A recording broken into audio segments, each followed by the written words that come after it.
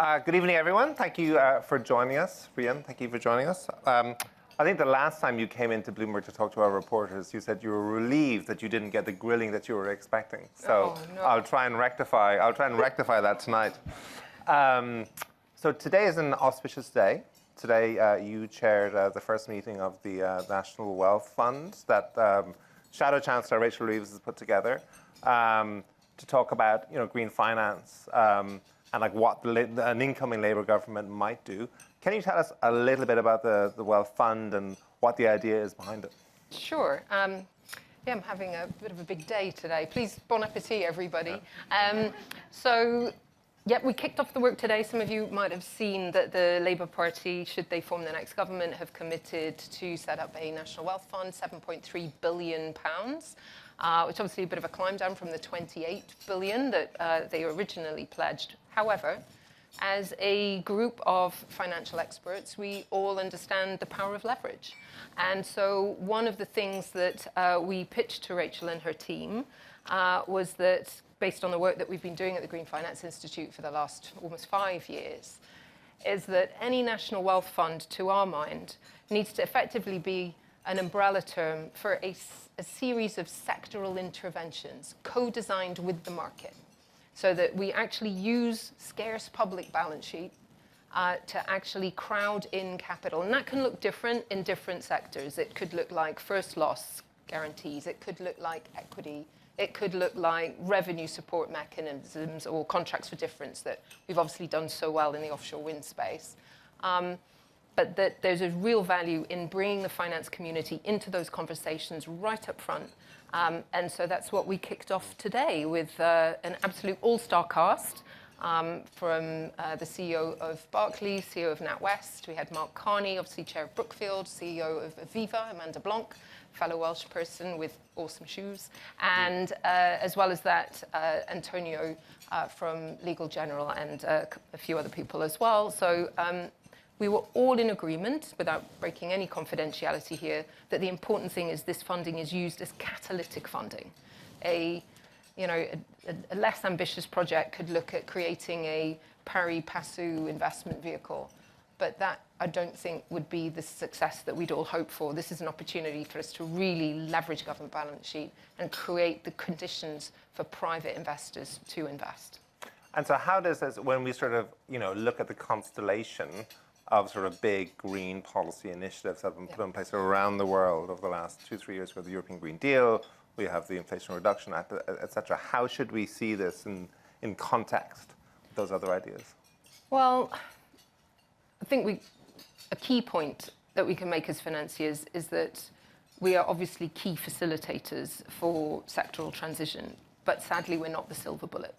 And so, we also do need to look at, in the context of that sort of industrial strategy, some of the other blockers such as skills, supply chain, planning, permitting, and obviously the grid.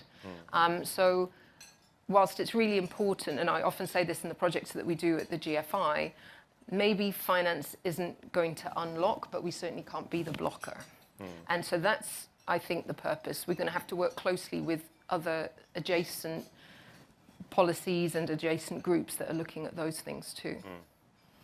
And, to what extent, I mean, when we talk to startup companies, and the UK is full of companies doing really interesting stuff in clean tech, one of the things we hear all the time is, you get to that proof of concept stage. You get to that stage where companies are ready to sort of head for escape velocity and the money isn't there. We have the IRA on the other side of the Atlantic as that sort of magnet. Yeah. To what extent can this initiative or other initiatives that an incoming government might bring into play, to what extent can they counteract that?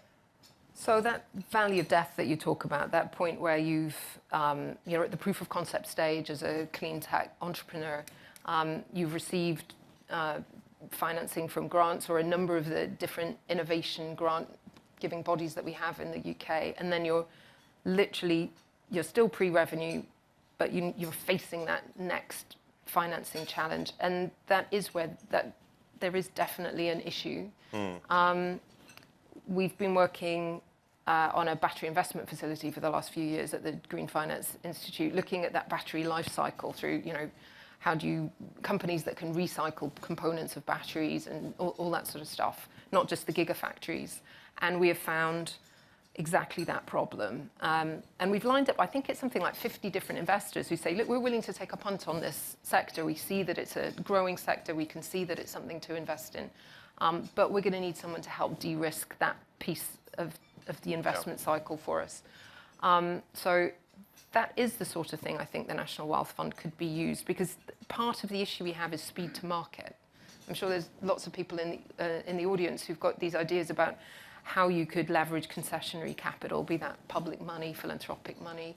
But you know that if you're working in a commercial organization, you're working to really tight timelines to get these transactions done. And it's no point telling your credit committee, well, maybe in 2 years' time, someone will set up a useful fund that will help de-risk the situation. You need it there, and you need to be able to work at that pace.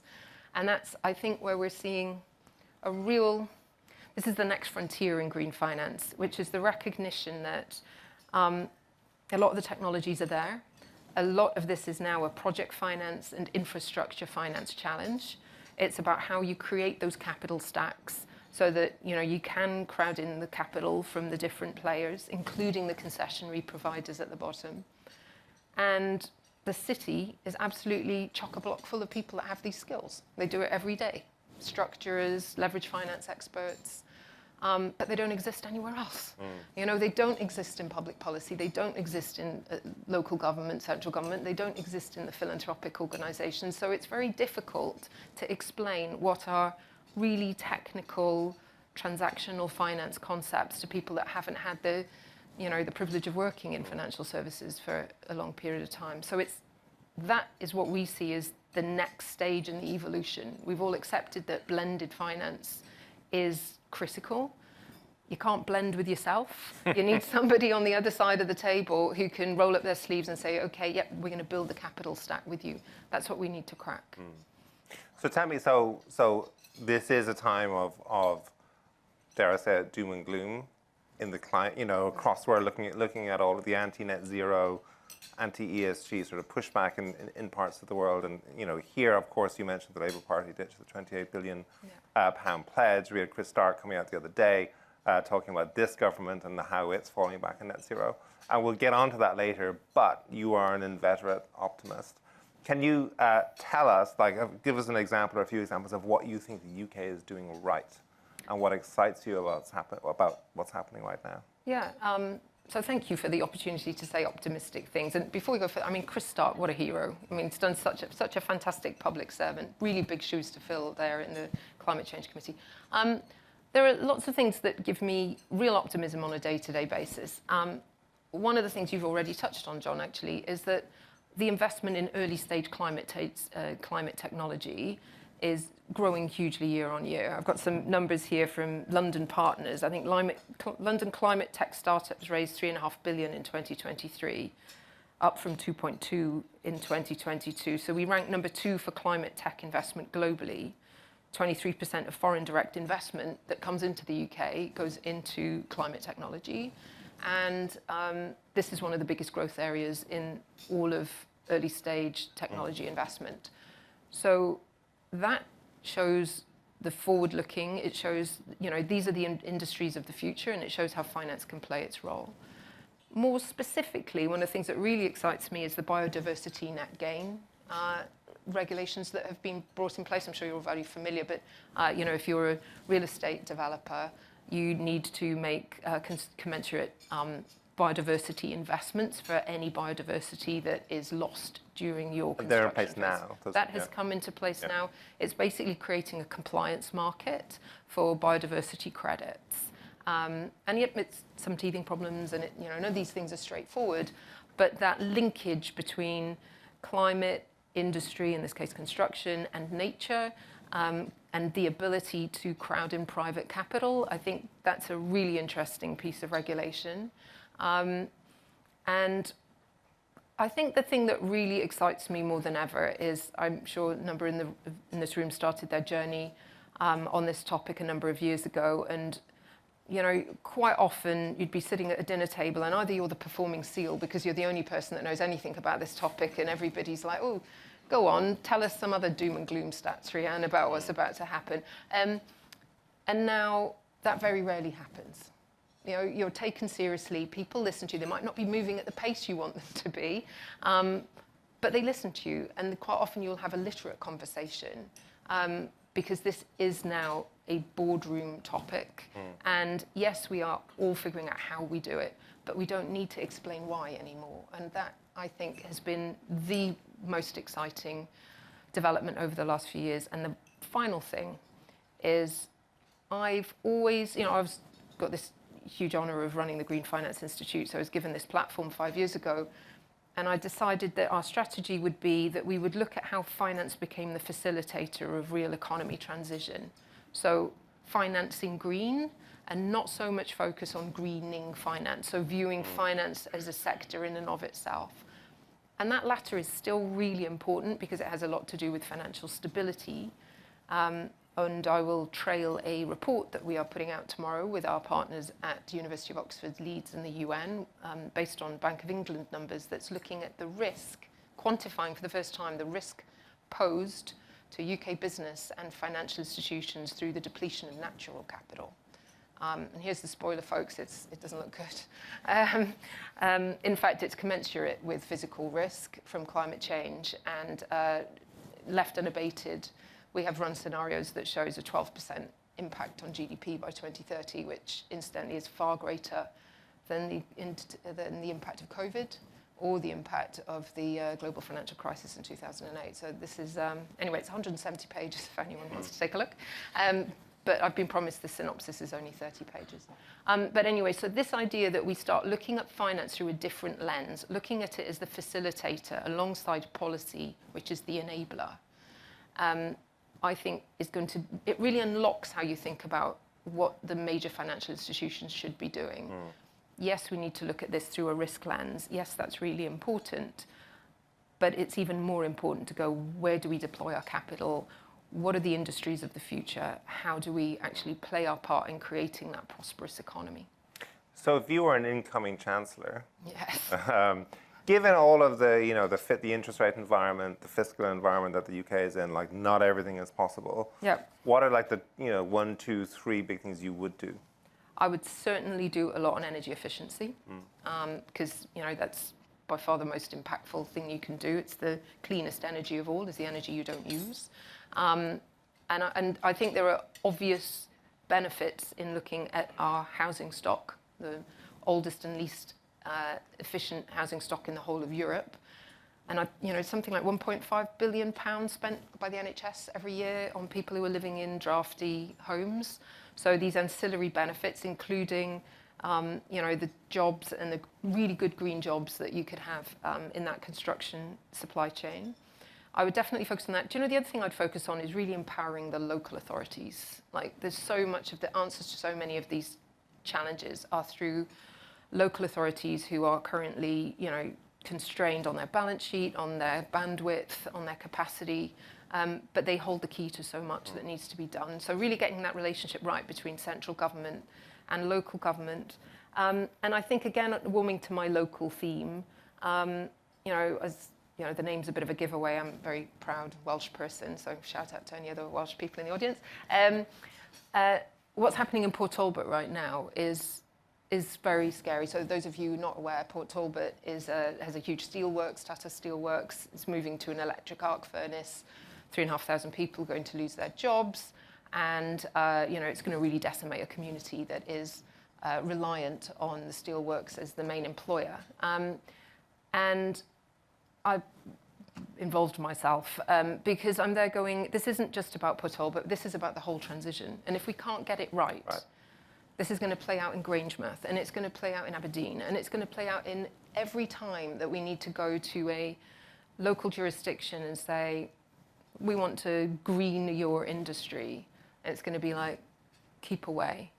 We know what happens. We've seen what's happened in other communities. We've really got to get this right, and we've got to move things like the work that's being done on just transition away from being academic rhetoric into, well, who is going to build the new skills and teaching centre that is needed in Port Talbot? Who's actually going to invest in the grid so that we can actually have a electric arc furnace, but alongside that, a sustainable aviation fuel plant, and alongside that, maybe a turbines manufacturer?